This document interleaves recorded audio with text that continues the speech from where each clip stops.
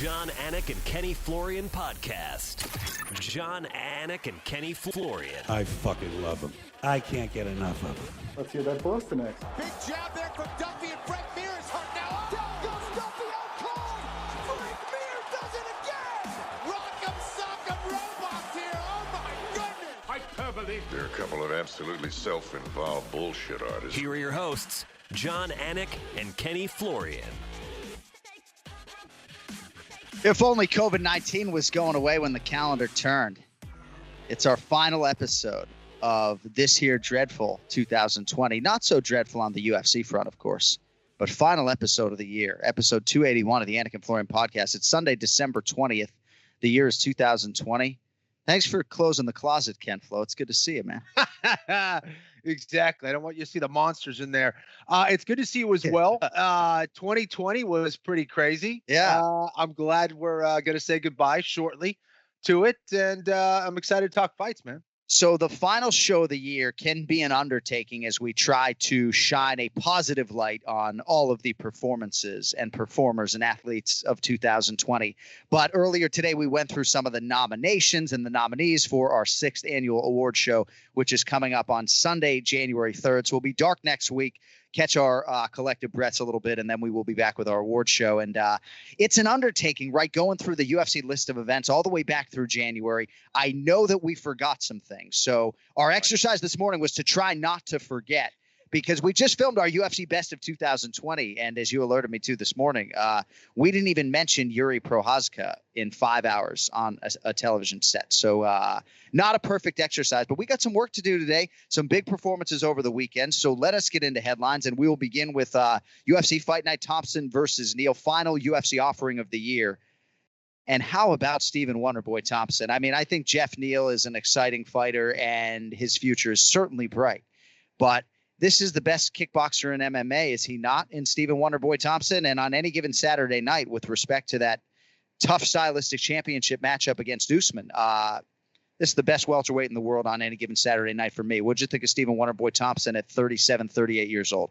There's no question. I think that when you see Wonderboy do that to someone like a Jeff Neal and make it look easy over the course of 25 minutes. Now, I wouldn't say easy, but you could certainly see that he's a completely different level of striker against a guy like Jeff Neal, who is very, very good and very dangerous.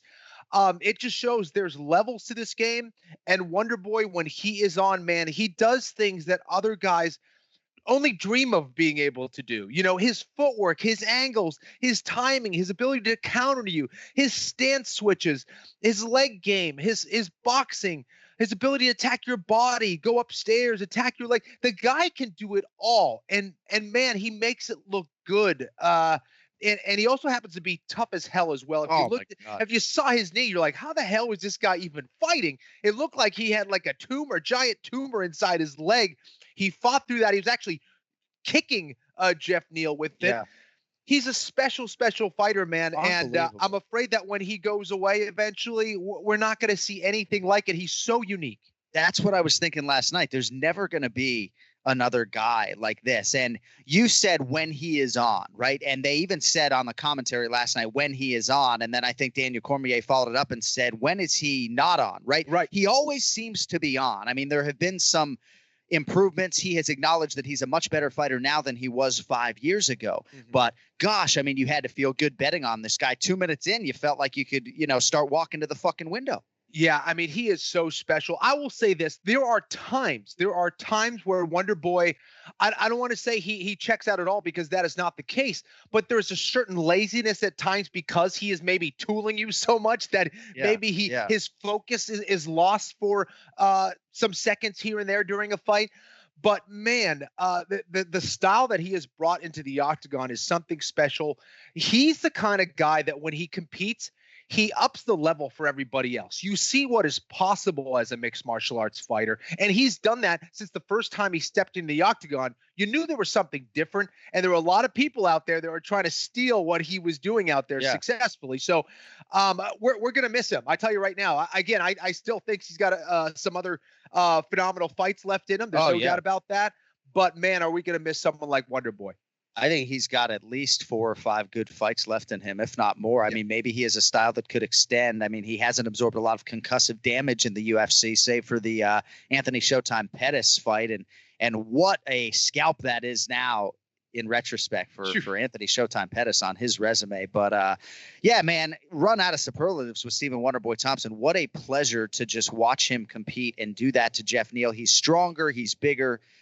He's huge, man. Big feet, just owns that 25-footer. Some suggested that maybe the smaller octagon would benefit Jeff Neal's style, and certainly I think made it easier for Neal to get into some clinch situations. But Jeff Neal had toughness. He had heart. He had cardio. He didn't have his head coach, Saif Saud. I think it was a COVID-19 issue. I did reach out to Saif before the show this morning, but I didn't hear back. But just incredible to dust Jeff Neal like that, 50-45 across the board. And for me, in terms of what's next for Stephen Wonderboy Thompson, with respect to Jeff Neal, I thought this was the worst stylistic matchup for him. And I know Jeff Neal had a hard time getting a fight. I don't think people are burning up Mick Maynard's phone asking to fight Jeff Neal. But Neal doesn't bring a lot of wrestling to the table offensively, Kenny. And I think this was a real tough matchup for him.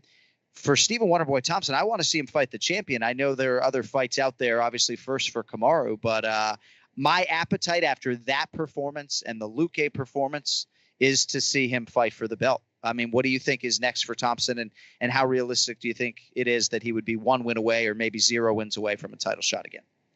I do love that matchup. I think it's intriguing for a couple reasons, right? I mean, you have Kamaru Usman, who is the best wrestler in the division from what we've seen in a mixed martial arts contest. Kamaru, for me, has shown that he has some phenomenal wrestling and has been dominant with it.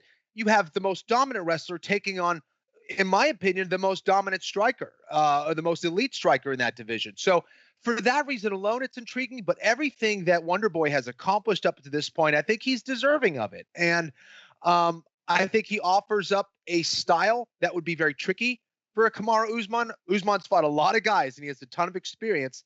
He has not fought anyone like a Wonderboy. So for that reason alone, I would love to see it.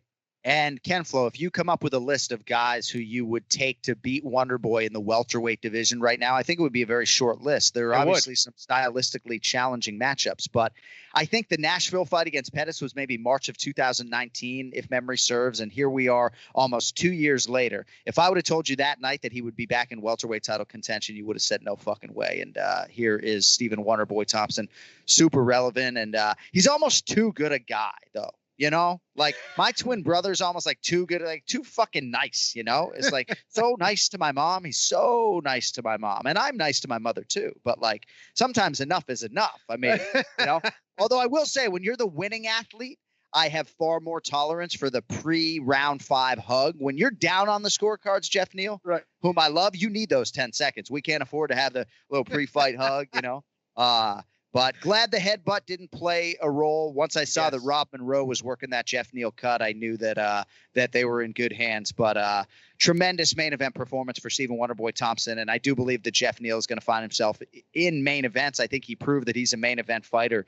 But Stephen Wonderboy Thompson, I was a little bit surprised, Ken Flo. It was a significant strike record for Wonderboy in the UFC. I think 171 lands for him. I didn't think this was his most offensive performance or most, you know, volume filled offensive performance, but I guess statistically it was. So congrats to Stephen Wonderboy Thompson and Ken Flo in those South Carolina waters right now. You guys got to feel pretty good down there about Simpsonville's Wonderboy Thompson. Excuse me. He's amazing. And again, I would say this, I think there's other guys who can be effective like a Wonderboy in that they can throw some of the same things.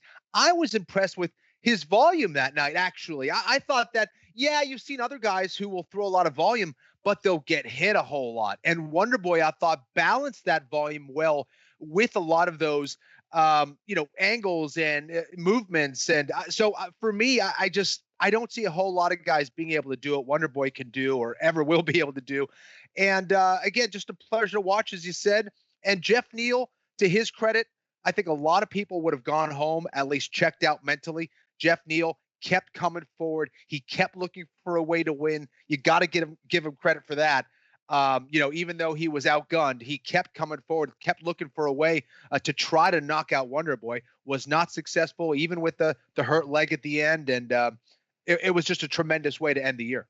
And the maestro, Cody Merrow, texts me that all 3 of Jeff Neal's cornermen got COVID and he couldn't see out of one of his eyes for 4 rounds, that according to his Instagram. So next level toughness, as we have come to expect from Jeffrey Neal, spelled Geoff on the Jeff. I love that, Geoff. We'll see what they do with Wonderboy Thompson. Great main event. Co-main event, Jose Aldo over Marlon Chito Vera, 29-28 times 3. I had it 30-27 for the King of Rio de Janeiro. I'm not trying to be funny here. Like, I need a Jose Aldo tattoo at this point. I don't know how else to pay proper respects. And as I'm wearing my one more round Ken Flo walkout t-shirt today, by the way, let's see if I can turn around and not compromise audio or video. I mean, can you guys see that Ken Flo on the back of the t-shirt right now? Can you see that? Oh, I can see it. Look at that. I mean, this thing of beauty. I mean, is that the shirt that he walked out in? That is the shirt. That is the shirt. That was well, one of them. Unwashed. Maybe not the actual one, but not the actual one, unfortunately. I mean, a little bit of a ride down the totem pole on Team Florian for me. I paid for this out of my own pocket, but we're wearing it today out of respect for Ken Flo, who, of course, as many of you know, did go 25 minutes with the King of Rio, Jose Aldo, back in 2011 in what was Ken Flo's retirement fight.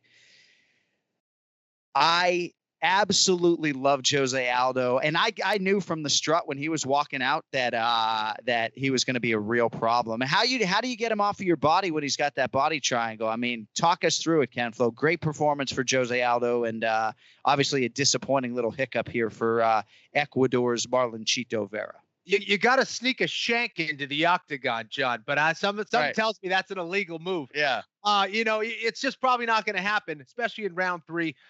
But listen, yeah, I agree with you. It looked like Jose Aldo was absolutely focused and ready to go.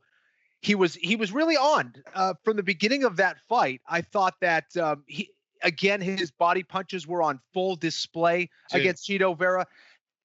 There's just not many guys that know how to attack the body in mixed martial arts.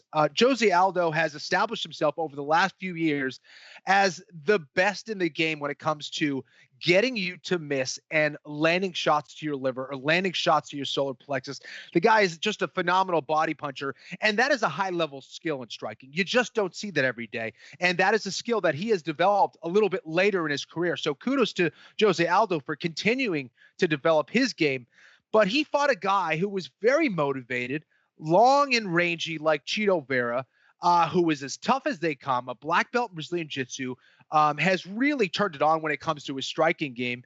And it was still, in my opinion, a pretty dominant performance for him. I thought, Chito had his moments. There's no doubt about it. He had some good kicking going on from the outside, got some good clinches going, couldn't hit the takedown, but Jose Aldo was just tremendous last night. I felt like the fight was maybe more one-sided than most did. I mentioned the 30-27, and I'm not going to sit here and say it was a listless performance for Chito. I would never question his conditioning. We've talked historically about his commitment and his focus, but I don't know, man. I guess I expected it to be a more competitive fight, and there are some who are sort of, I know Sean O'Malley, it's easy for him to sit around, right, with that loss to Chito to scream from the rooftops that Chito's not any good. But I do believe there is a segment of people who are saying, oh, there are levels to this, But this was a big, we're going to get to Rob Font, when these big fights materialize, he took advantage of the O'Malley one, but I don't know. I just expected, more from Chito. He was totally neutralized in that third round. I mean, I don't know. Can't happen. Yeah, listen, I think Jose Aldo has so much experience. He's fought at the highest level. And when you go back and you watch the Petr Yan fight, like, it wasn't like Yan completely dominated him. That he was winning the early portion of that fight. He looked tremendous early on. Yeah. He started to fade at the end of the fight, and Yan really turned it on. However, I think that if you beat someone like a Jose Aldo, you're absolutely going to be elite at this point. Like, Aldo isn't necessarily the same guy that he was, several years ago. Yeah. However, he's still one of the best guys, and he will give absolute fits to anyone in that top 5. I don't care who you are at 145 and 135. He's just that good, and he has that much experience, John. And if someone can come up with a good tattoo idea. Like I thought about you could do the king emoji and then the Brazil flag, right? King of Rio. I think that's the most sensical way to go, but I think we can do better. So if anybody in the Anik and Florian podcast stratosphere has an idea for a Jose Aldo tattoo, I'm all ears, because a good idea gets forever inked on my body. We will get to Michel Pereira, but I do want to get to Rob Font here in the context of this bantamweight division and a huge win over perennial top contender and former title challenger Magic Marlon Moraes. How about the Leominster, Massachusetts-born Robbie fucking Font, Ken Flo? I mean, not since Ken Flo was selling seats at the TD Garden did I get this excited about a couple athletes. We got Font and Cater. You know, people are going to try to ground Rob Font. Almost anybody, I would think, in the top 10 is going to try to take him down stylistically. I thought he passed some challenges. Moraes is another story. At times, I thought looked like a shot fighter. But for Rob Font, Kenny, this is the biggest win of his career. And Tyson Chartier is doing a lot of good things up there in New England, and obviously for you and me as native New Englanders, it's hard not to be happy about what's going on in those Massachusetts waters there. 100%. Listen, this was easily the biggest win of his career. And I thought that Moraes did a good job switching things up. I mean, he certainly surprised me with that double leg and was doing his best to try to take advantage of that positioning. It was not to be. Rob Font was prepared for anything that was going to happen last night. I thought that not only did his striking look sharp once he found his rhythm, but his grappling, he seemed calm and composed, did a great job of not allowing Moraes to really get quality position, didn't allow Moraes to land anything on the ground, did a great job of sweeping Moraes, getting on top. He looked comfortable even when he was in that tight kind of guillotine. He put his head to the right side. He just looked very comfortable everywhere. And it was just great to see. And to see Rob Font go out there and then start to take the fight to Moraes. Moraes did not expect that. And I hate to say this, but Moraes has kind of established himself as a little bit of a bully type fighter. Not that he's a bully, personality, but when he's kicking your ass, he's unbelievable. But when he's taking shots and when he's taking damage, he tends to fold. And again, I'm not sure if this was kind of a part of the game plan of Rob Font and his team, but Rob Font just let him know, hey, listen, I'm not going anywhere. I'm going to get right back in your face. I'm going to jab you. I'm going to back you up. And from there, it was just all Font. So just a huge win, a phenomenal win for Rob Font and his team. It was great to see. He was clearly emotional. He's had a rough year as far as injuries and all that stuff. Yeah. So yeah, Rob Font is now poised to really make a run at the belt, in my opinion. You could see his talent early on, but now it really is all coming together. I mean, you wouldn't pay to watch him kickbox Piotr Jan. I know there are hurdles there, obviously, but I'm excited, man. I really am excited to see what Rob Font can do from here. We talked to Jack Hermanson before his main event against Marvin Vettori and Ken Flo. He said, as a grappler, that 80% of his training is striking. And he's closed a lot of gaps. We've seen market improvements, obviously, for Jack Hermanson. I wonder for Rob Font, such a natural striker. I mean, I love that jab. How much of his training is grappling?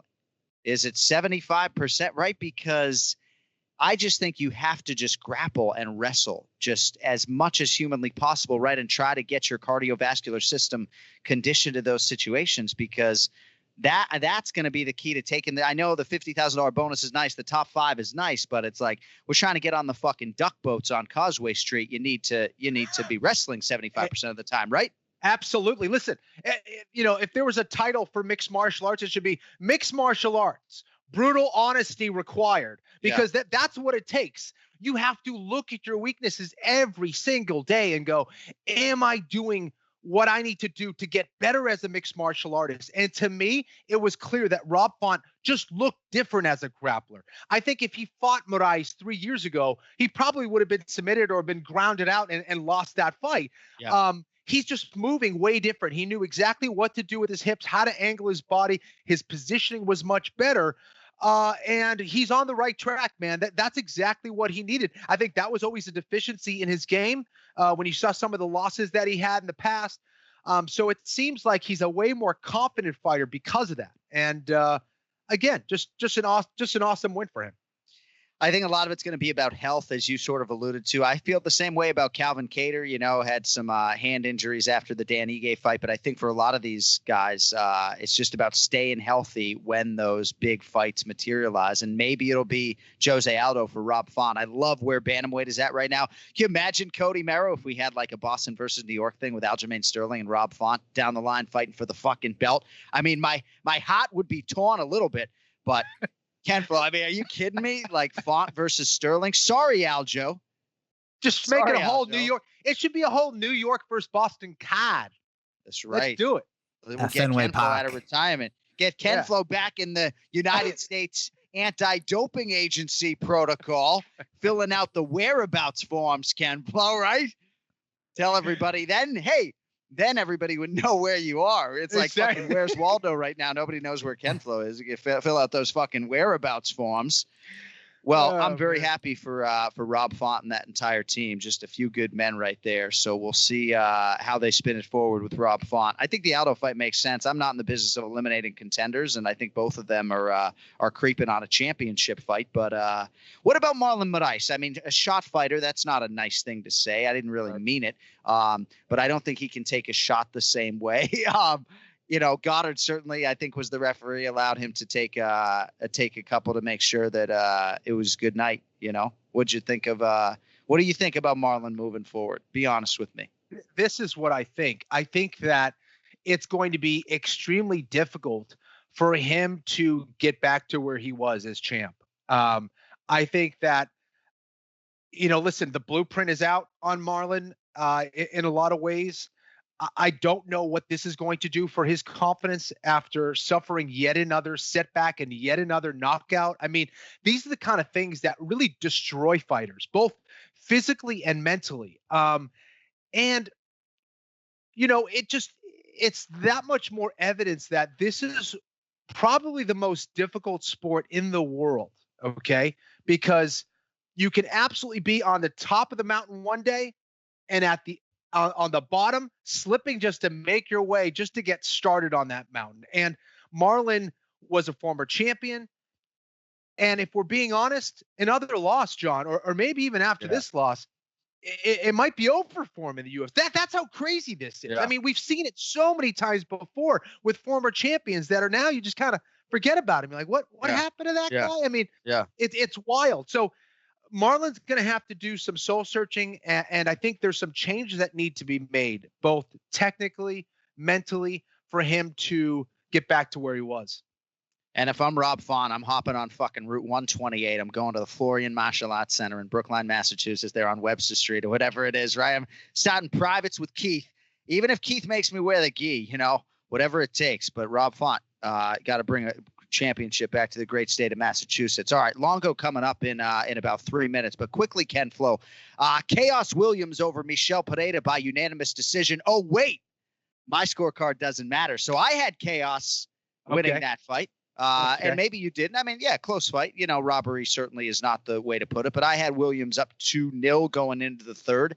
But again, judges are going to do what they're going to do, and I'm sure there were plenty of people out there that thought Michel Pereira did enough to win. I like both fighters. I like the fight. What'd you think of the featured bout there at welterweight, kid? I thought they got it right with Pereira, but would I have had a problem if Chaos Williams won? No, not really. To me, it just wasn't a great fight, and it really wasn't a great demonstration of skill from either guy, in my opinion. And I thought Pereira showed that he has more weapons.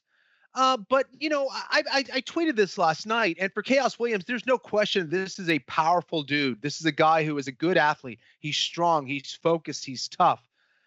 Is he a skilled fighter? Would I say he's a skilled fighter after seeing him last night? No, I don't think he's the kind of guy that is going to be elite at this stage of the game. He has a lot of, I think, maturing and a lot of learning to do yet, which is tricky, and I said this yesterday, a lot of times we are just so tuned in to what the eye sees, and we don't really see a lot of the little things that go on during a fight. And just because someone goes out there and starches another dude in 20 seconds, I think we have to be very careful of how much weight we put on those wins, because again, it takes two to tango. And there's a lot of other people making some stupid mistakes out there that can make a guy like a Chaos Williams look very, very good. And when you see these quick knockouts, we don't get the opportunity to see truly what the guy has to offer. Pereira is not a wrestler. He's not this high-level dude who has 30 fights in the UFC, who is even close to being ranked at this point at 170 pounds. And whether you think he won or not, if he's struggling against a guy like a Pereira at this point in the game and showing that he doesn't have a whole lot of offense from there, I don't know. You can't be a one-trick pony in this sport. I don't care how hard you hit. You got to be able to hit the target, and you need more than just one weapon. So, Chaos will have some work to do. He's not in a horrible spot by any means, but I think this will be one of those. We'll find out what Chaos is made of after this one.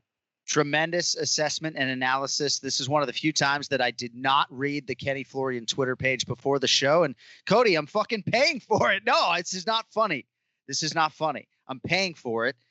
I'm so much fucking dumber about this stuff than you. Always will be. Always have been. No, but it is. It's a very thoughtful thing.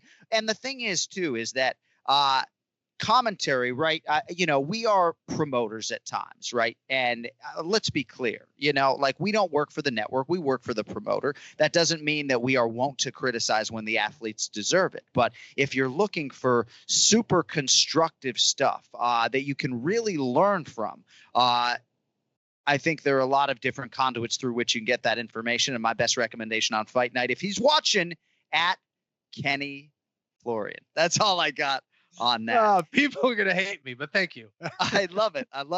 Cody, we got to come up with some like alternate handle, like Hostile Flow or something. I'm sure it's gone.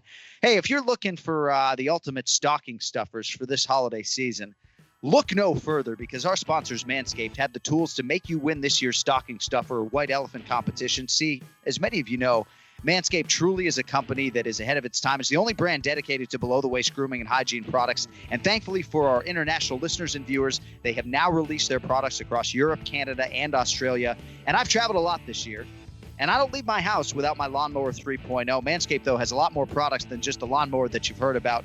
A lot of these products, too, are perfect stocking stuffers if you're looking for some last-minute stuff. The Crop Preserver Ball Deodorant, Crop Cleanser Body Wash, which is a full body wash that you can also use on your hair, by the way. Ken Flo's got the Crop Mop Ball Wipes, I think, right there in South Carolina. He's using them after the show. They also have Foot Duster, Foot Deodorant, and, of course, the Weed Whacker nose and ear hair trimmer as well, just like the lawnmower. That has proprietary skin-safe technology. And if you want to help out your partner, your spouse, your dad, your brother, your friend, get them something they'll actually use and maybe get a laugh out of it as well. Manscaped is the place to go. And we got a deal for you. Get 20% off and free shipping at manscaped.com/AF. Manscaped.com/AF. No promo code required. Just go to the website, manscaped.com/AF, and be the ballsiest gift giver ever with Manscaped. All right, let us get to Raymond Peter Longo. It's now time for the Ray Longo Minute. I want you to punch a hole in this fucking chest. That's what I want. The Ray Longo Minute. Starring Ray Longo. The John Anik and Kenny Florian Podcast. Heretofore, Cody, we just got to start speeding on Ray Longo as soon as we put him on camera. We just had a nice couple minutes with the great Raymond Peter Longo off the air. And at one point, you went to grab your hair. Is your hair bothering you today, Ray? No, my hair. Look, I can't wait to get rid of this hair, but I'm starting to feel a little superstitious. Starting to feel like if I cut my hair now, there's a possibility I get the COVID. Oh, I'm getting wigged out, man. Oh. So I might have to ride this out. The vaccine is right here. You should use it as a mask and just have it cover, take the back and just swipe it in the front. I think we're approaching a year. Wow. We're approaching a year of hair growth. I think we should just let it ride. I want to see how long this can go. Just let it go all the way down to your ass. I don't think I don't know. I can't believe what I'm looking at sometimes. And I walk around my house, nobody even mentions my hair. I don't even know if I think I'm invisible in my house at this point. I kind of want you to turn around so I can see what you look like from behind. And I hope people don't take that the wrong way, but I want to see it. I mean, it's like a kind of a mullet thing going on. That's 100% not my good side.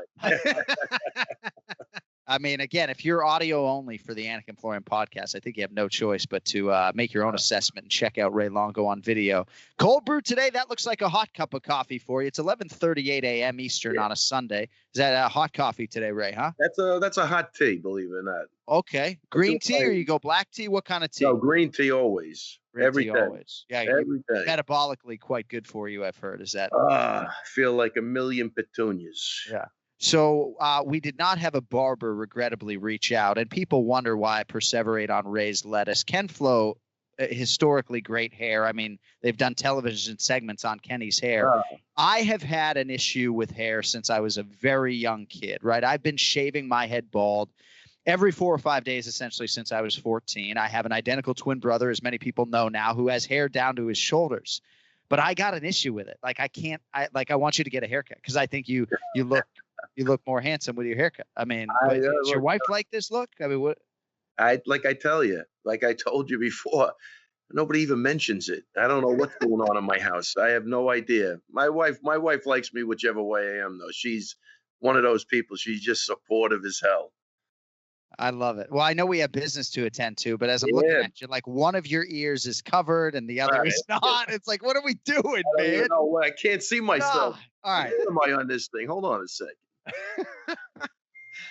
All right. WB.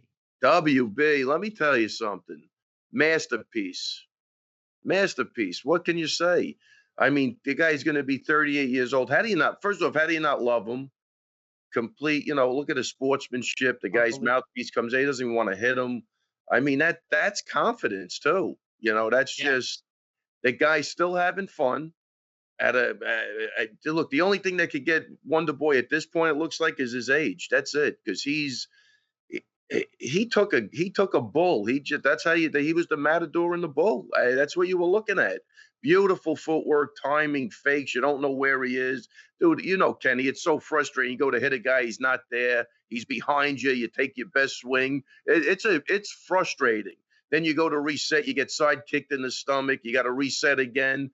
Then he's not there again. Then you go to hit him. He punches you in the face. Then you get kicked in the head. Right. I mean, no, it's just, he can keep that. I think he could have kept that going for another 5 rounds. Then he decides to stay in the pocket with the guy the last 30 seconds. Let the guy have a little fun. And, he didn't have to do that. He had that fight one hands down. I don't know what round that guy's corner thought he had won in that fight, but I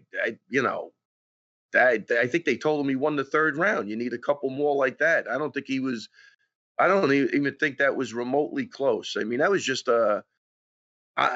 beautiful. Yeah, I don't know what else to say. I mean, his angles are unbelievable. He gets it.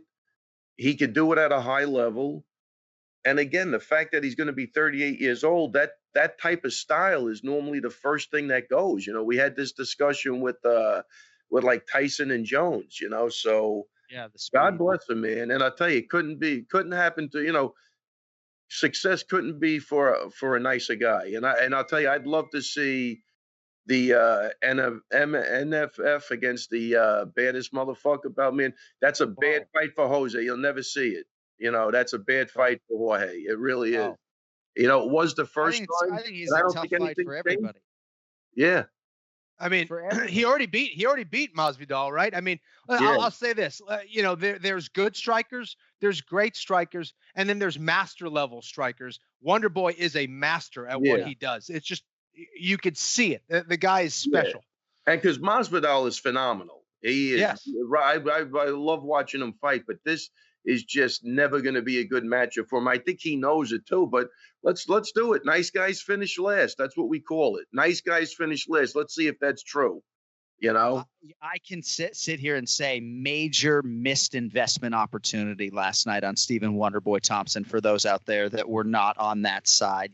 Depending on what the matchup is for him next, I understand the difficult navigation with a Kamaru Usman fight, but my gosh, I mean, I just feel as the sports bettor in me, who is contractually prevented from betting on this stuff, Ken Flo, like to be sitting home, feet up with action on Wonderboy last night, 2 minutes in, it's like you could go to the bathroom and feel pretty confident that no harm was really going to happen. Just so good, seeing everything defensively. Just masterpieces, right, Ray? Yeah. So what do you think they do with him now? Because I didn't have a huge appetite to see him fight for the belt going in last night, but now I really do.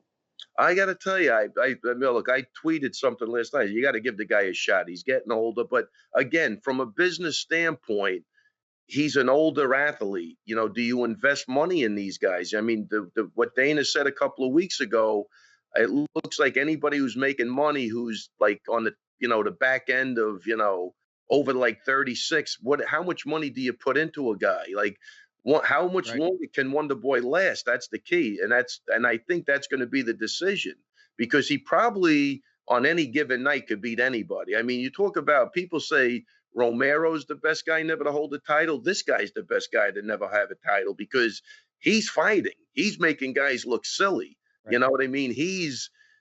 I thought between the Luque fight and this fight, he took two really tough, strong guys that bring it and just made them look unbelievable, man, like amateurs. You know what I mean? And I think that put that fight together, Luque against Neal. I think that's a great fight. I like that. You know what I mean? Because those guys will stand, they'll trade it. But if you're a linear fighter with Wonder Boy, you have major problems. Just like if you're a guy that's coming forward, that's why even like Woodley just sat against the cage. He had to make it a boring fight. That was the only way to really do anything.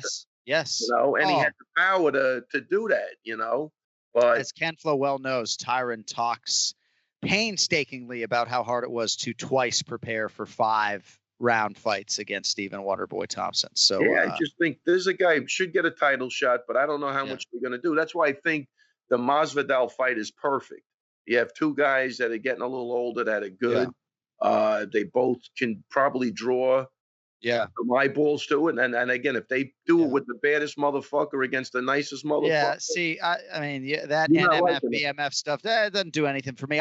I guess I just feel like it's a fight we've seen, and welterweight is so compelling that if you gave me a list of the top 15, I'm sure I could find somebody that but hey, I mean, Longo, most people agree with you, okay? You're the star of the show. I mean, no. It's not. Look, I agree with what you just said, but I think if they have the novelty, they already did it with Diaz. It looked like it worked. You know what I mean? And I'm just saying, entertainment wise, you bring in The Rock and you bring in another nice guy, to hold the other belt. I don't know. You could sell that fight easy, I think. Yeah. I mean, as the play-by-play announcer, like, it's a little tricky writing at a show open for a baddest motherfucker belt, a little bit of a different navigation than like the UFC welterweight championship. But hey, maybe I'm just tight ass mainstream stick and ball guy. But no, I'm actually with you on that. I'm just looking. I just like to see Wonder Boy cash in tonight. We have the baddest motherfucker in the sport fighting the NMF belt holder. I mean, what are we doing here? All right. So Jose Aldo, big night for him. Big night for the bantamweight division. I know Aljamain Sterling obviously is going to fight Jan for the belt. But I'm just going to say here, right? Just look out for the Lemonster product out of Massachusetts, Rob Font. You New Yorkers get too comfy, No. A couple hours to the north, we're cannonball coming, man. Aljo gets that belt, man. Us Bostonians, we're fucking coming for that gold. Let me tell you something. You Bostonians got two really tough blue-collar guys with Font and Calvin. I mean, holy shit, I got to get a hat. What is this? Look at this guy. Let's go. Oh, but no, those two guys, let me tell you something. I love it, man. They both look, I love guys that box like that, man. They just got great hands. They go for it, and they're proving that whatever they're doing over there is working, because that was a great win for Font. I say pretty big step up. It looks like he caught this guy at the right time, Marlon, because he just hasn't been the same in the last 3 or 4 fights. Even, think about, like, again, I go back to the mental thing. Think about that. He technically gets the decision over Aldo. They give Aldo the shot. He has a win and he doesn't have a win. Now he's got nothing, completely nothing. So I kind of feel bad for him, you know what I mean, in that regard, because looks like Aldo's still in there. He's ripping body shots. He looked great. And I thought he won every round of that fight, to be honest. I did too. Really did. I thought, and not that definitely obviously won, but I just thought Aldo, he's not the same Aldo, but I'll tell you what, he's not like, see, here's the difference. See, like we talked about Ferguson, like Aldo's got great fundamentals. He always did. You know what I mean? And that's never going to leave you. It's the timing and, the conditioning and, injuries. Whereas Ferguson, who relied on just really being a mad hatter, that's the first shit that goes, and when that goes and you don't have like the head movement, and some of the other, techniques to hold you through, it's a problem. But I like what I saw with Aldo. Like, again, they definitely, a little slower, but man, he still commits to those shots. And, he has to fight in spurts, I think now, but he did a great job. And I don't even know if I just segued off of Rob Font, but Font, you did a beautiful job. It must be all that extra rounds training, that post-fight show you're doing on the Facebook website. Well, they were all in the same division, so I lumped them together. But Font did a great job, phenomenal, against a guy who still has power. You know what I mean? That's the one thing he has. He just looks like now he's struggling mentally with a couple of things, and it's going to be a really, I think Marlon, especially with the height, that's where he's having some problems, even though Cejudo, walked him down. But Sanhagen, Font, they were all a lot taller. He was beating like, Asuncao, Jimmy Rivera. They're all short, stocky guys, which looks like it might be more tailor-made for him. I don't know, but he's got a long way to go. I don't know if the departure from Mark Henry was a big deal. I mean, that's an unfortunate situation because I think he's a nice guy. He is. What an unforgiving sport. You got anything for me on the heavyweights, Marcin Tybura? I didn't think he looked as conditioned as his previous fight, but obviously he was able to get Greg Hardy out of there. Some criticism of Hardy on the ground. I'll let Ken Flo chime in on this too, but that's the one main card fight we haven't touched on. Did you learn anything about Greg Hardy or Marcin Tybura over the weekend? Well, look, I've turned the corner on Hardy because, we've seen, like the Nate Robinsons and guys try to get into the sport. Right. His stand-up looked good, man. He's definitely getting better. Like as long as, like my thing is, as long as the guy's taking it serious and he's doing the right thing, power to him. And I think he looks like he'll stand in there with anybody. I thought he had a great first round. Now, obviously, look, he's a newcomer to the sport. He's done great things. I think, for the time he's been involved, you got to give the guy some sort of credit. The ground thing was, pathetic. There was not a sign of anything. Yeah. So I think he goes back to the drawing board on the ground. And I think based on what I've seen with his stand-up, I think he makes the adjustments. I think he's an athlete. It's not easy. Kenny's going to tell you that, I'm sure, but we saw like absolutely nothing. I was a little surprised on that, but the Marcin does have a decent top game, so that was good. I enjoyed the fight though. I think it's going to be a great learning experience for Hardy if he doesn't, take it the wrong way. And hats off to Tybura for beating a guy that's been a problem for a lot of people. Ken Flo, in terms of the ground stuff and the criticism of Greg Hardy for having next to nothing in terms of resistance, we talked earlier, right, about Jack Hermanson saying he spends 80% of his time training on his glaring weaknesses, right? I think the expectation is that Greg Hardy is, living in dorms and training hard, and there would have been maybe more to offer at this stage of his career on the ground. What are your thoughts on all that? Yeah, listen, I think that there were two main problems with yesterday's performance. Number one, I don't know if he was pacing himself. I think he thought he was going to put Tybura away in that first round and kind of put all his chips on the table there in that round one. And in round two, once he got on his back, I think not only is he not competent there as a grappler, but he was also exhausted. And I mean, just covering up there, that was his tap out. This was his tap out. That was his way of just letting the ref go in there to save him, because he was not making one movement to get out of there, and there was space to do that. So to me, either he wasn't seeing it, or he just didn't want to be there, or it was a combination of both. So that was unfortunate, because you look at the experience difference between him and Tybura. He looked like he's been striking for a long time, and Tybura looked like he just is kind of starting as a striker. Right. But then the roles were really reversed on the ground. So Yeah. That's a tough way to lose. And I think for Greg Hardy, he's going to have to figure out, do I want to do this? Do I want to be better at this? Right. If I do, I'm going to have to put myself in these positions again and again in practice. Without that. And the other thing is, I think you brought up a really good point that I missed, that when the camera panned over them, the breathing was way out of control. So I know he did have a problem, and I'm just saying it's because that was unusually, I believe, heavy breathing for that, because I don't think he did have a good first round. Kenny's probably right. He probably thought he had him out. These are all things you learn as a fighter, like, how to pace yourself and not, blow your load. I don't think it was that bad. Maybe there was an asthma component to it, because we know he had the inhaler in the past. That looked like a panicky breathing to me. I'm not a doctor. I don't know, but something was wrong with that. I kind of short circuited him. That possibly could have been it. Cody, what do you got, kid? Well, not to sit here and be on the Greg Hardy defense train, but at the same time, it's a lot easier to hit pads in a garage than it is to get into a wrestling room in the middle of this COVID situation. And if you have asthma and you're trying to avoid COVID, then maybe that's the thing that, is lacking this year. That's fair. And he is an asthmatic and had an inhaler on the NFL sidelines as well. But the big hurdle for him is going to be those grappling situations, and to be able to sort of maintain some sort of cardio level. I don't know. I just think that's the big hurdle for him, and we'll see if he can get over it. But certainly has made a lot of strides on the feet, of course. Yeah.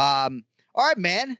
That's all I got for you today. That's it. We're done for 2020. That's what you're telling me. Well, I mean, basically, we're going to segue into our Anik and Florian Podcast Award nominations, and we don't want to bore you with that noise necessarily. I will ask you about one category, okay, before I let you go.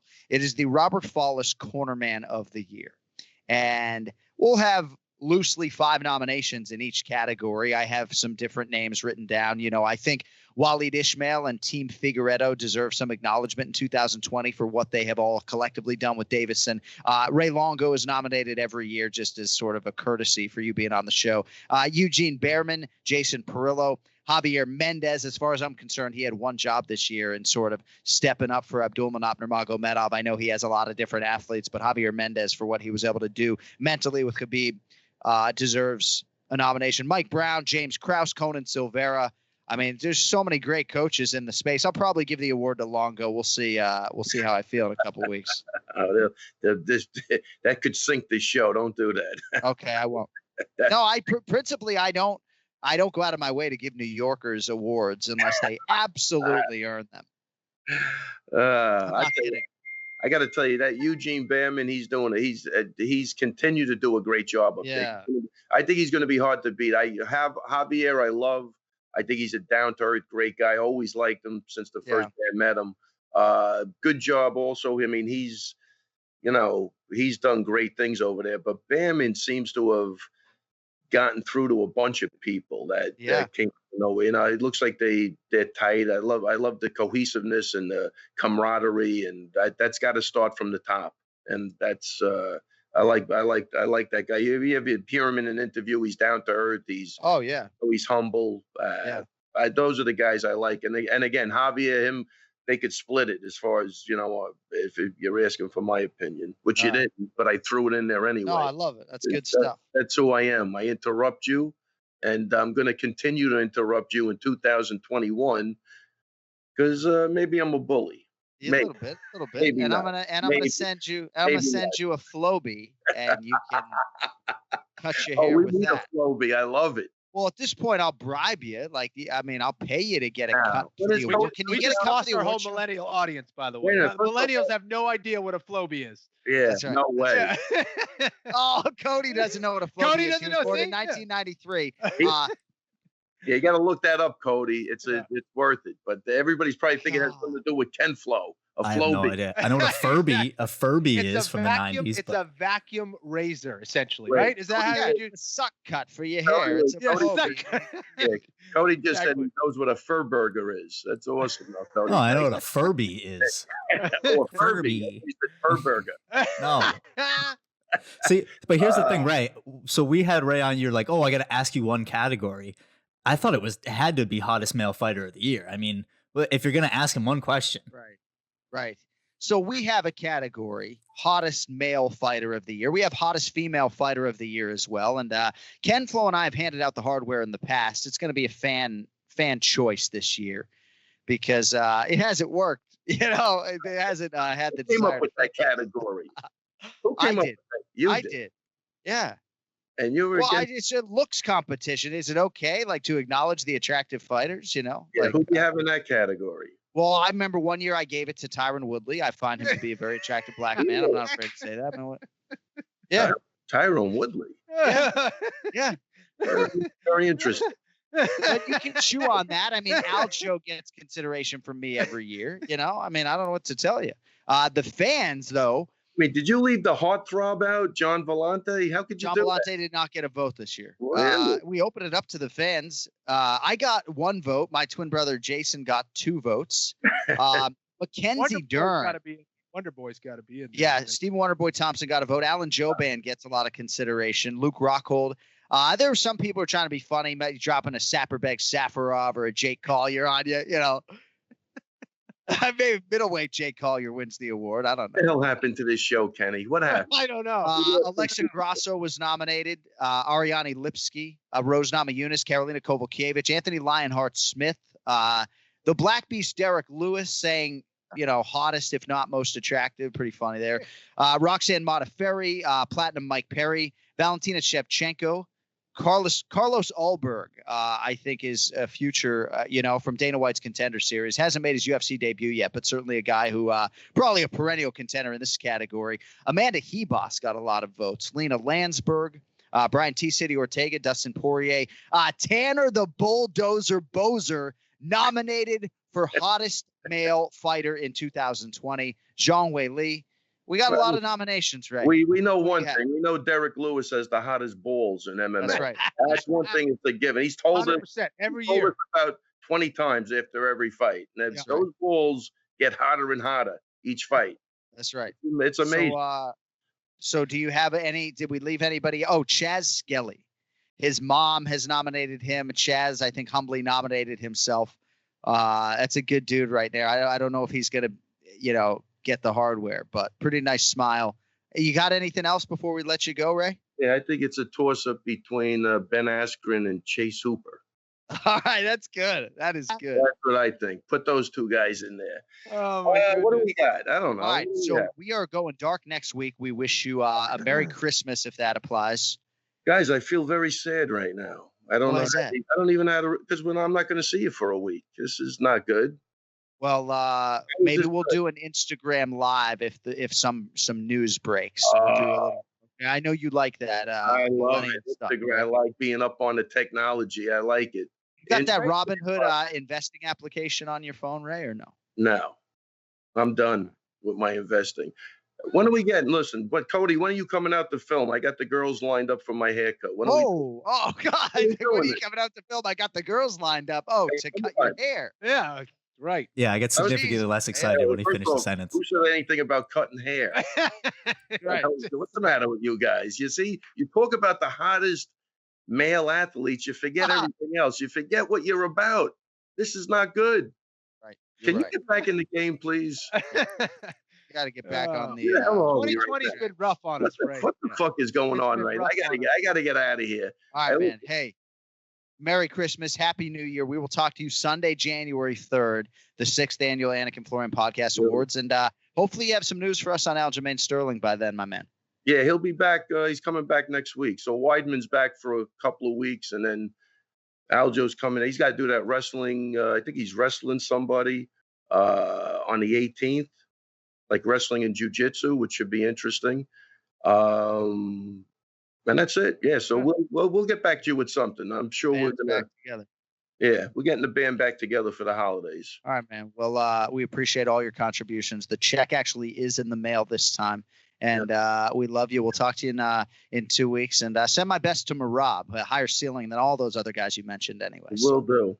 He's the man. Take it easy, guys. Merry Christmas. Happy New Year. See you soon. There he is. Great, Ray Longo, who I know doesn't listen back to the show, so I can say, "What's up with the lettuce, man?" Right, like one side you can see the ear, the other side. I mean, that I don't know, man. I don't know. Well, if I go out there with a camera, I'm gonna recreate the scene from Dark Knight with the Joker with his hair at the window. He's like, yes, just floating. that'd be perfect. You got it. Telling you, stop eating the fucking poisonous plants, Ray. I mean, what is going on with that? And the girls love long hair. That's the thing. They love long hair. All right, before we get on out of here and get Cody's NFL pick, God help the listeners who have tailed Cody Merrow in 2020. So the Anik and Florian Podcast Awards, labor of love. So I'm going to rip through these categories. We'll spend 30 seconds or a minute max on each one. And thankfully, we have covered hottest male fighter at this point in time. But rookie of the year, okay? And again, prerequisite has to be that they made their UFC debut in 2020. So there's certainly some fighters who maybe are super young or you consider them a rookie. But if they fought in December of 2019, they are eliminated. And by the way, anybody who is listening or watching this, if you have fighters or nominees that we have left out, by all means, fire away before the award show on Sunday, January 3rd at Anik Florian Pod. Rookie of the year. I'm going to throw out some names, Ken Flowett, and perhaps you can find a name in here and you have a little lean for us. Yuri Prochazka, Joaquin Buckley, Khamzat Chimaev, Brandon Royval, Munir Lazzez, and Miranda Maverick. So I feel like Miranda Maverick is the closest to a championship level fighter that I saw as a rookie this year. I mean, certainly Khamzat Chimaev is going to be a guy who takes a lot of the hardware. Prochazka only fought once, but I think his ceiling is super high. Buckley did have the one loss this year, so I think that hurts his candidacy, right. But a big year for him as well. Royval had the loss as well. Munir Lazzez just one appearance on Fight Island, and he was sort of upstaged by Khamzat Chimaev. But for me, Miranda Maverick, I think, is the second or third best flyweight in the world right now, and at least sitting here 2 weeks out, she's probably going to be my pick for rookie of the year. Well, she had my my martial arts hot when she hit that up elbow. Oh my goodness, just vicious. I love it. So yeah, she's a front runner, but and I love all those names that you mentioned. I have a few of those guys on my list. Royval, Lazzez, all those guys. I want to see more activity. So for me, how do you not have Khamzat Chimaev on there kind of leading the way? But certainly between him and Miranda Maverick, it's close. Yeah, Chimaev, we can't both pick the same guy or girl, man or woman. So right. If you're going with Chimaev, I have to land on somebody else. So we'll see who takes the Rookie of the Year hardware. And again, at Anik Florian Pod, if we left out somebody, so many newcomers coming in on short notice and otherwise that inevitably we have left somebody out of that category. All right, so our Robert Follis Cornerman of the Year, as we annually honor the late, great Robert Follis. We talked about it a little bit with Ray. Kenny, we talked about this earlier. Eugene Behrman's going to be a hard guy to unseat, right?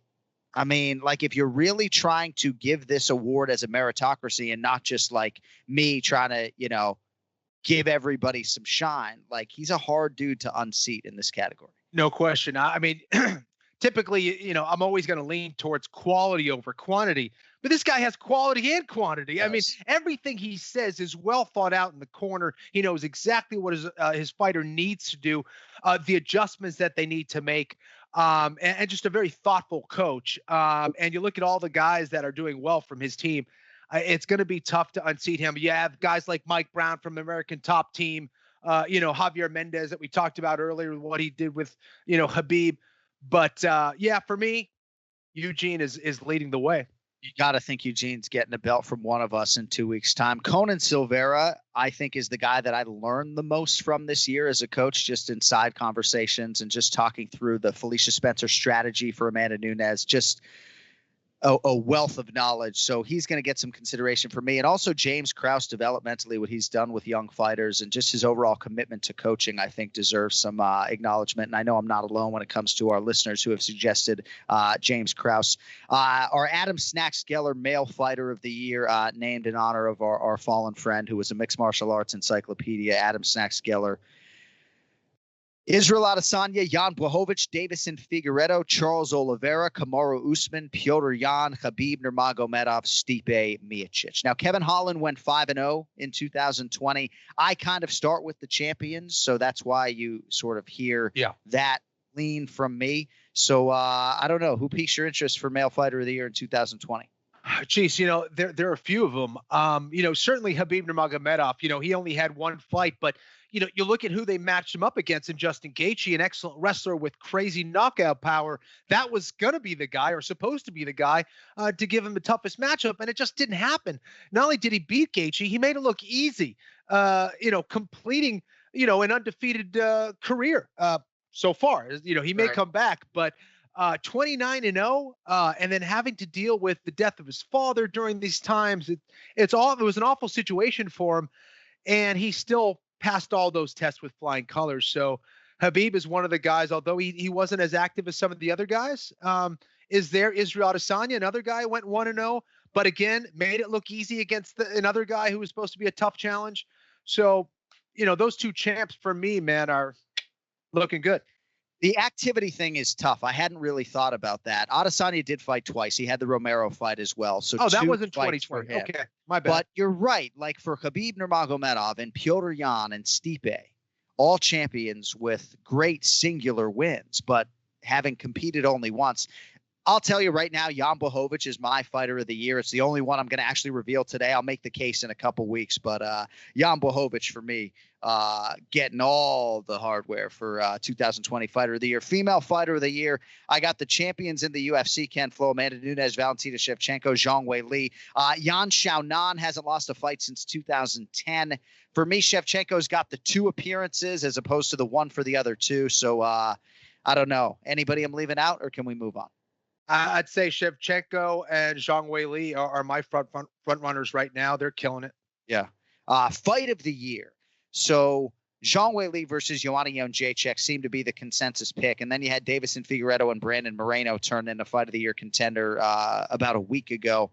Dustin Poirier versus Dan Hooker. I would say the second round of that fight was the best round of the year that I saw. Josh Emmett versus Shane Burgos, certainly a nominee. Marvin Vettori versus Jack Hermanson. You got anything for us on fight of the year? You got them all, really, man. It's not as easy of a pick. I think, first of all, you're talking about, the drama of the fight. What did that bring to the table? How competitive it was. The back and forth action. How technical of a fight was it? How much damage did both those guys do on each other? Was it a fight that took place everywhere on the mat? So there's a lot of different criteria for me, but we have some amazing ones to pick from. That's for sure. Back and forth, I think, has to be a consideration. You can't necessarily sweep the floor with your opponent, and the stakes as well. It's hard not to lean to a title fight with respect to like a 3-rounder between Emmett and Burgos. Breakout star of the year. We talked about this before the show, right? You can either go with somebody like Davison Figueiredo, who sort of vaults to superstardom, or maybe a guy like Kevin Holland, who goes 5-0. Chimaev is our rookie of the year guy, so maybe not getting consideration here. What do you have for us on breakout star of the year? Davison definitely is in the conversation for me with not only his activity, but the way that he's performed and how he's become this very dominant champion now. Petr Yan is a guy who had an excellent year. It is looking very strong. I mean, beating a legend like Jose Aldo is no joke. And the other guy who's not a champion and probably will be fighting for the belt shortly is Gilbert Burns. Look at the way that he turned around his career, his activity. I mean, this guy wanted to fight every single week. And you look at the kind of guys that he went out there and beat, Damian Maia, the Gunnar Nelsons, all these guys that he beat were very high level. He's gone undefeated for a while. So, I put Gilbert Burns into the conversation as well. I love that injection. Team of the year, we will solicit fan appreciation here. City Kickboxing, Team Figueiredo, American Top Team, Old Reliables, some new ones as well. Feel free to fire those along. Fortis MMA. The Jeff Neal loss is sort of hard for them totality-wise. Upset of the year, Shada Dobson over Maria Agapova. Julian Erosa on short notice against Sean Woodson. Upset of the year is an interesting category. And Ken Flo, I would like you to share with the masses your exceptional choice for upset of the year for 2020, because I hadn't thought about this, and I think it's the best choice that I have heard. Well, listen, Edmund Shabazian was coming in with just a lot of hype and was looking pretty unbeatable in the middleweight division. And he took on Derek Brunson, who I think a lot of people, see as kind of a gatekeeper. And they thought that it was only a matter of time before Edmund Shabazian was going to go out there and do work on Derek Brunson. Derek Brunson had other plans. He went out there, not only beat Shabazian, he made it look dominant and basically shut us all up. So Derek Brunson's got to be in there for upset of the year for me. Absolutely love it. Knockout of the year, I feel like, is the most competitive category. And yes, one of us will give a belt to Joaquin Buckley for what he did to Impa Kasanganay. The Kevin Holland knockout of Jacare de Souza was recent, as was Jordan Levitt's slam of Matt Wyman. Yes. I kind of feel like the Monkey King deserves some consideration. Francis Ngannou versus Jairzinho Rozenstruik, Cody Garbrandt against Rafael Assunção. Same card, UFC 250, Sean O'Malley against Eddie Wineland, Conor McGregor with the shoulder strikes and everything else against Donald Cerrone, Chaos Williams against Abdul Razak Al Hassan, Calvin Kattar against Jeremy Stevens, on and on it goes. Submission of the year, not as many. I mean, Aljamain Sterling for me is probably going to get the trophy given what he did to Corey Sandhagen and the stakes of that fight and how quickly it happened. Khabib against Gaethje, Figueiredo over Benavidez. I mean, one of us probably needs to fucking give that guy a trophy for that. Mackenzie Dern with the knee bar on Hannah Cifers. Most memorable moment of the year, and then most likely non-champion right now to be champion in 2021. I guess you probably start with guys like Gilbert Burns, Brian Ortega, Aljamain Sterling, competitive title challengers who you know are getting a crack. But who do you think that isn't belted right now is going to be a UFC champion at some point next year? Jeez, well, I think, and we kind of jumped over. I think Aljo not only should be considered for this category, but also that submission of the year as well. No doubt. Against Sandhagen. So I think Aljo, and now I'm going to say Adesanya, and everyone's going to be like, what the hell are you talking about? He's already a champ in the middleweight division. Yes, in the middleweight division, but not at 205, which could happen as well, which would be insane. And that's a prediction. So if you're trying to get it right, that's a good call. And somebody else suggested Brandon Moreno, right? Because he'll have time, as Figueiredo will, but those two presumably will run it back. And then Francis Ngannou and Conor McGregor, because Conor McGregor, and Cody, I'll get to you in a second. Conor McGregor, if he beats Dustin Poirier, probably going to fight for the undisputed UFC lightweight title. So Conor, I think, factors prominently in that equation. And then Francis Ngannou for obvious reasons. Cody, am I leaving anybody out, my friend? I mean, if we're going to use Ken Flo's logic, when was the last time John Jones wasn't a champion? So John Jones is a possibility for a 2021 champion who does not currently have a belt. Very 100%. Interesting. The only thing he would need to do is fight twice, because Dana has suggested that Francis Ngannou's getting the next title fight. And I just think that if Stipe's fought once in 17, once in 18, or once in 18, once in 19, once in 20. So we'll see if Stipe could fight twice, or if Ngannou's the champion, then that belt's going to be defended far more frequently, if not monthly. All right. We will end with this one. Dream matchup for 2021. And I wish I could credit this listener, because he suggested Colby Covington versus Khamzat Chimaev. Fucking category case closed. Like, that's the matchup, right? I mean, certainly Covington and Jorge Masvidal whets my appetite. Love to wet my beak, whatever the saying is. But, dude, Khamzat Chimaev and Colby Covington, little preamble to that one. Are you kidding me? Sign me up. I love it. What do you got? What do you got? I had a couple. Obviously there's the Jones versus Adesanya, and nothing original there. And another unoriginal one, of course, would be if Khabib Nurmagomedov and Conor McGregor go at it for a rematch. I mean, I want to see it. I really want to see it, because people kind of, they're saying, look at what he did to Gaethje, man, and look at what Conor did supposedly with the broken foot against Khabib Nurmagomedov. You tell me that that's not a possibility? Like, he absolutely has no chance whatsoever? Right. That's a fight that I think a lot of people would love to see. I would love to see it. Of course, Khabib is going to be a favorite heading into that one, no doubt about it. But just anytime you get two of the biggest names in there going at it, why wouldn't you try to see that again? Max Holloway versus Tony Ferguson, another fight that we heard about at least on two occasions. I would like to see Henry Cejudo come back and fight Alexander Volkanovski, because I think that's a winnable fight for him. Aljo versus Piotr Jan, certainly hopeful that will hold together. And then finally, anybody versus Islam Makhachev for me, right? Because, and I think it was a listener who actually pointed out that that's the ticket to a fight with Khabib potentially, right? It's like, I would like to see one of these lightweights say, I think I have an idea as to how I can earn a fight with Khabib and want him to come back. I'm going to dust Islam Makhachev, right? Because if you could beat that guy, then I think competitively that would give Khabib something to chew on. So I don't know if Alexander Hernandez is going to be next for him. I don't know if they're going to run back Islam Makhachev and Rafael Dos Anjos, as is rumored. But either way, I think whoever beats Islam Makhachev has a pretty good chance to fight. Like if you're Dos Anjos. Luck. I know. Yeah, right. Not a whole lot of people raising their hands for that one, but yeah, I agree. All right, today's Pick to Click is brought to you by Oddshark.com. Oddshark is your source for the latest odds from leading authorities, expert editorial content, and detailed matchup picks with expert in-depth analysis for each game. Their free statistics, numbers, and trends will help you make the sharp picks on game day. Head over to Oddshark and start playing like a shark today. That's Oddshark.com. Don't forget the second S. All right, week 15 in the NFL has already begun, but the Sunday slate begins in about 42 minutes. To that end, Cody Merrow, who do you have for us today, my friend? Well, play at your own peril, as you said right off the top. But I'm going to have to continue with the New England pride and go against the Giants. The Browns are -6.5 tonight. The line's moved all across the week, but I just see no way that the Giants can keep up with the Browns if they are trying to make any type of playoff run. They got to come out and smoke the Giants tonight on primetime. So got to be Browns -6.5. Colt McCoy under center for your New York Football Giants. Not inspiring confidence there with Cody Merrow. No, and Freddie Kitchens across the sideline. So coaching against Baker, I think he gives the Browns another a win from across the sideline. All right, and I hate to do this wearing my Ken Flo shirt, but it's the Patriots fade. And I'm not doing this to try to buy a win, as you know I oftentimes will do. But the Miami Dolphins, and I was actually going to take my daughters to the game, but I have enough respect for COVID-19 that we are home watching the Patriots at the Miami Dolphins today. Historically hard place to play. It's seasonably cool outside today, right? I don't think weather's going to be a factor necessarily, but the Dolphins are going to be a factor. They're a better team. They're only laying 1.5 at home.